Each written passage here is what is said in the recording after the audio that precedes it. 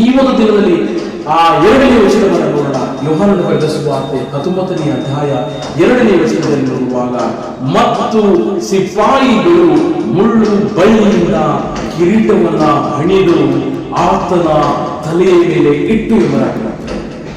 ಈ 2ನೇ ವಚನದಲ್ಲಿ ಈ ಒಂದು ದಿನದಲ್ಲಿ ನಾವು ಧ್ಯಾನವನ್ನು ಮಾಡಿದ್ದೇವೆ. ಸಿಪಾಯಿಗಳು ಮುಳ್ಳು ಬಳ್ಳಿಯಿಂದ ಕಿರೀಟವನ್ನ ಹಣಿದು ಆತನ ತಲೆಯ ಮೇಲೆ.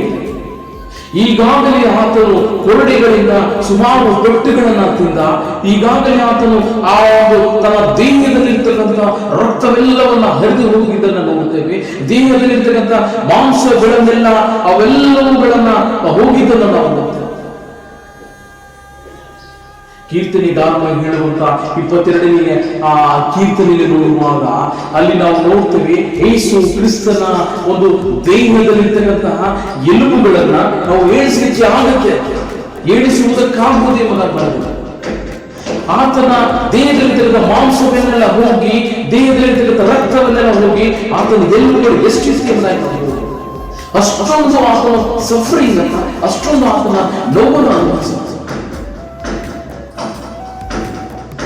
ಆದಾಗ್ಯೂ ಈ 19ನೇ ಅಧ್ಯಾಯ 2ನೇ ವಚನದಲ್ಲಿ ನೋಡುವಾಗ ಸಿಪಾಯಿಗಳು ಮುಳ್ಳು ಬಳ್ಳಿಯಿಂದ ಕಿರೀಟವನ್ನು ಮಾಡ್ತಾರೆ. ಯಾವುದರಿಂದ ಕಿರೀಟ?